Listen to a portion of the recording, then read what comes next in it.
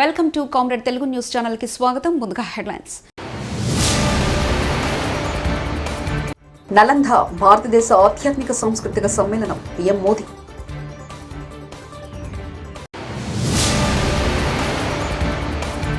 AP ఉప ముఖ్యమంత్రిగా బాధ్యతలు స్వీకరించిన పవన్ కళ్యాణ్.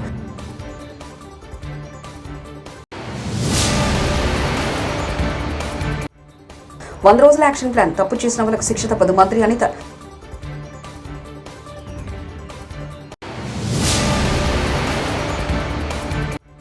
వైఎస్ఆర్సీపీ అధినేత వైఎస్ జగన్ తమ క్యాంపు కార్యాలయంలో కలిసిన ముఖ్య నాయకులు.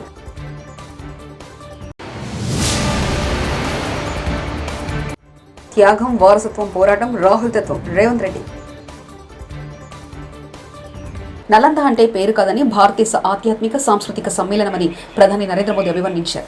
బుధవారం రాజ్గిర్లో నలంద యూనివర్సిటీ కొత్త క్యాంపస్ను ఆయన ప్రారంభించారు. అనంతరం ప్రధాని మోదీ మాట్లాడుతూ అగ్ని కీలకలు పుస్తకాలను కాల్చవచ్చు, కానీ జ్ఞానాన్ని మాత్రం కాదని ఆయన పేర్కొన్నారు. ఇదే సత్యాన్ని నలంద పునరుద్ఘాటిస్తుందని అన్నారు.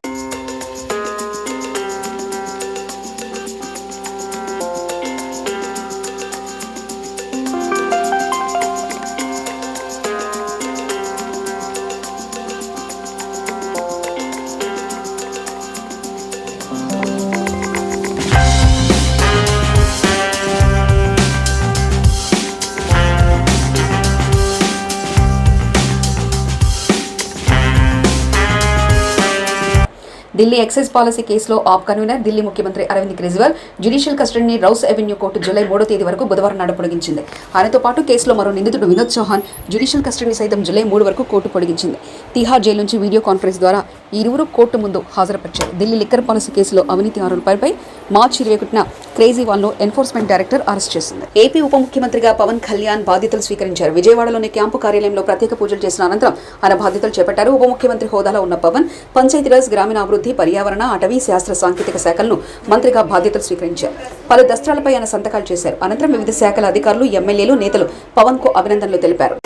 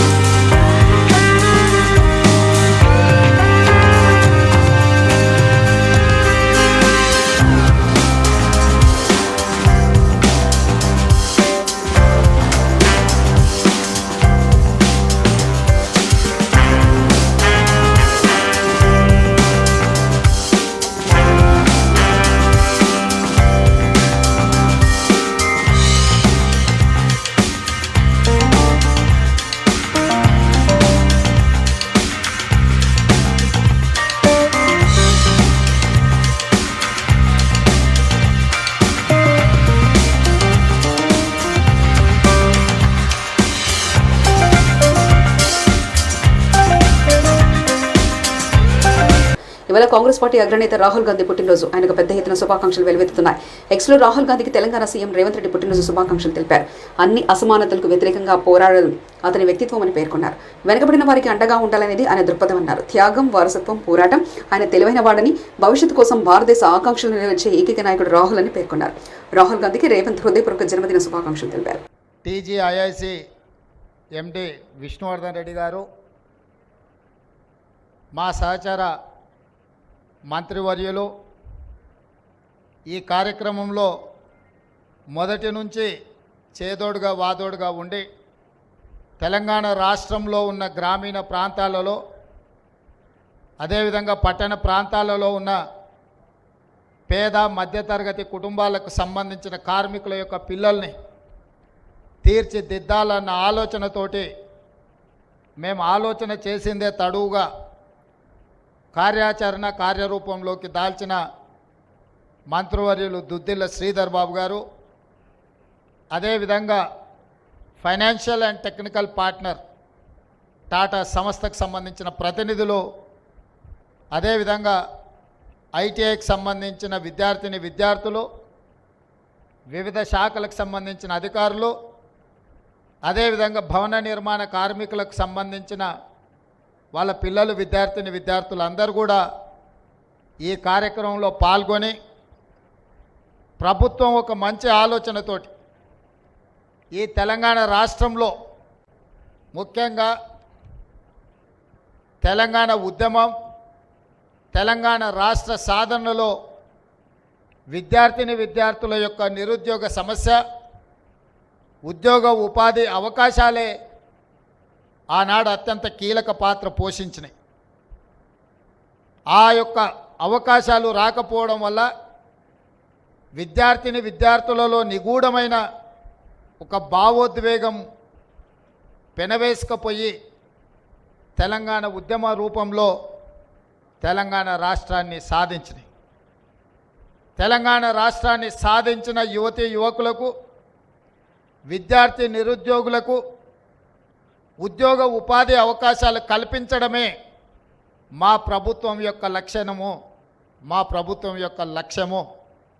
ఆ లక్ష్యంతోనే మా ప్రభుత్వం ఏర్పడిన వెంటనే ప్రజాపాలనలో భాగంగా రాష్ట్రం నలుమూలలో ఉన్న ప్రభుత్వ ఐటీఐలు అన్నిటిని కూడా వాటిని వివరాలు తెప్పించి ఈనాడు ఆ ఐటీఐలు నిరుపయోగంగా మారి విద్యార్థులు అందులో చేరకపోవడమే కాదు, అక్కడ నేర్పిస్తున్న ఏ నైపుణ్యం కూడా.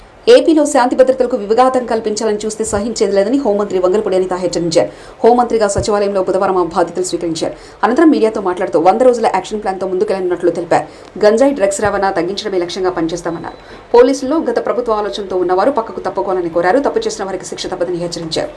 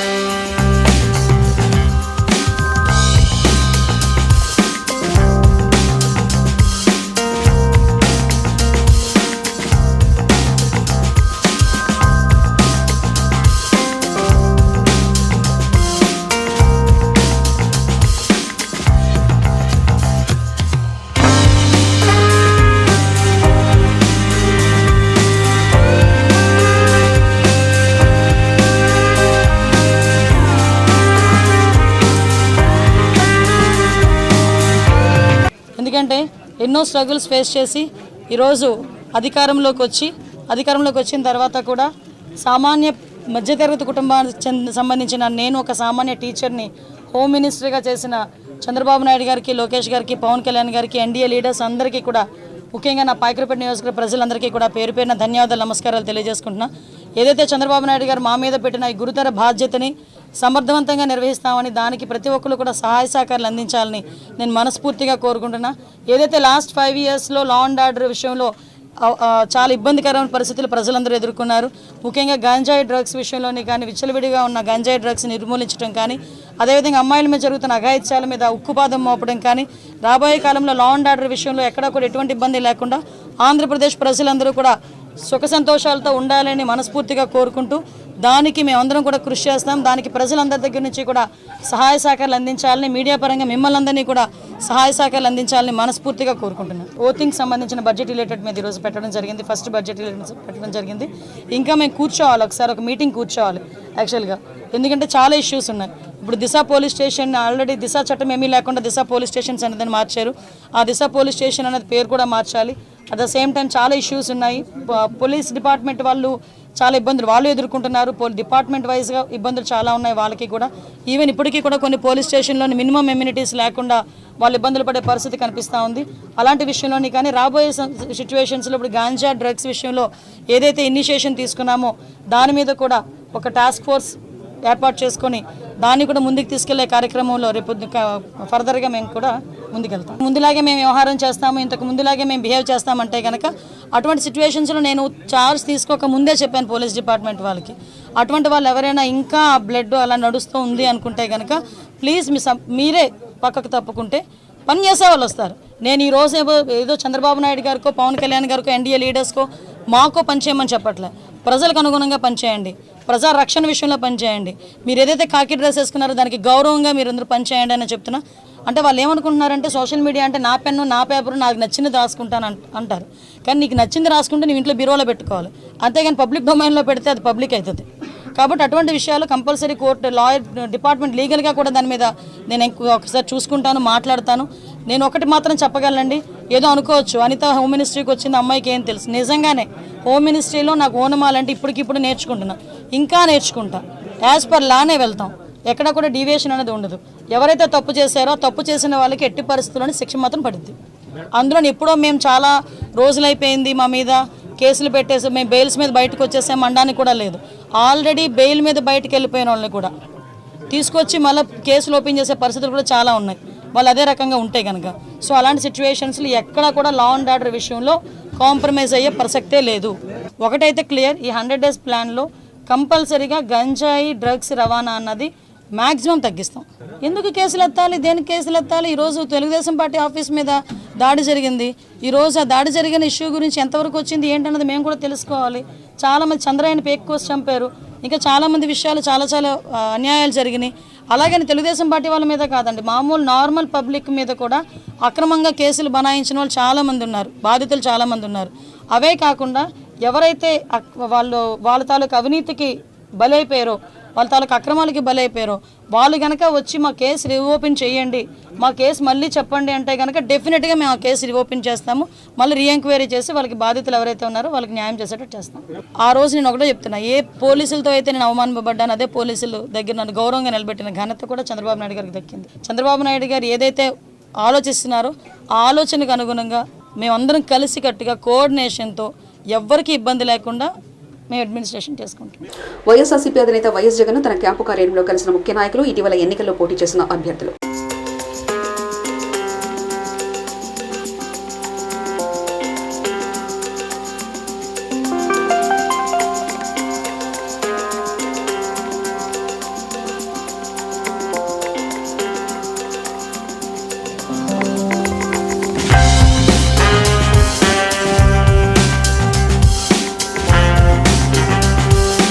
ఆచార్య నాగార్జున యూనివర్సిటీ వీసీ రాజశేఖర్ని రాజధాని రైతులు, విద్యార్థులు పలు ప్రశ్నలతో ఉక్కిరిబిక్కి చేశారు. గత ప్రభుత్వం అండడంతో నాగార్జున యూనివర్సిటీలో పలు అక్రమాలకు పాల్పడ్డారని, సొసైటీలో విద్వేషాలు రెచ్చగొట్టడానికి వీసీ ప్రయత్నించారని, 3 రాజధానులకు అనుకూలంగా పలు సందర్భాల్లో మాట్లాడుతూ విద్యార్థులను రెచ్చగొడుతూ విద్యార్థి సంఘాల మధ్య విద్వేషాలకు కారణమయ్యాడని రాజధాని రైతులు ఆవేదన వ్యక్తం చేశారు. వీసీ ఛాంబర్ ముందు ధర్నా నిర్వహించారు.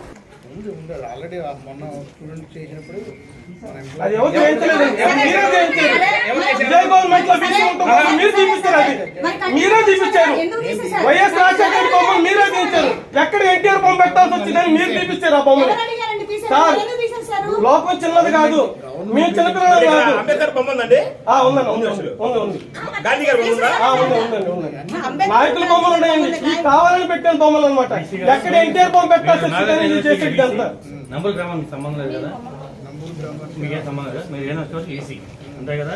నంబూరు గ్రామంలో ఎవరు పార్టీ వాళ్ళు చేసుకుంటారు కదా, మీకేనా అటెండ్ ఉద్యోగం లేకపోతే టెంపరీ ఉద్యోగం చేసుకుంటారు అనుకోండి, అతను మీకు పని చేస్తానని అంతమంది మీకు చూస్తారు క్యాంపస్ వాళ్ళకి. అతను వచ్చి టీడీపీ జెండా పట్టుకున్నాడు, వచ్చి మీకేం సంబంధం? మీరు ఎందుకు 100 పేర్లు ఇస్తున్నారు పొద్దున తీసుకొస్తారు, చేయ పర్మిషన్ ఇస్తే. నలంద భారతదేశ ఆధ్యాత్మిక సాంస్కృతిక సమ్మేళనం, పీఎం మోదీ.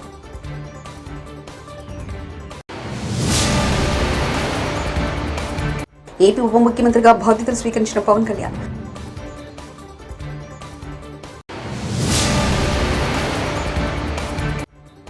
100 రోజుల యాక్షన్ ప్లాన్, తప్పు చేసిన వాళ్ళకు శిక్ష తప్పదు. మంత్రి అనిత.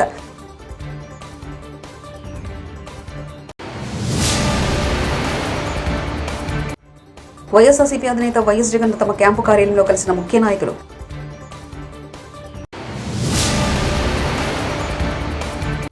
త్యాగం, వారసత్వం, పోరాటం, రాహుల్ తత్వం, రేవంత్ రెడ్డి. ఇవి బులెటిన్ విశేషాలు. చూస్తూనే ఉండండి కామ్రేడ్ తెలుగు న్యూస్ ఛానల్. ప్రతినిధి ఒంటేరు రమేష్ చంద్ర పరకాల.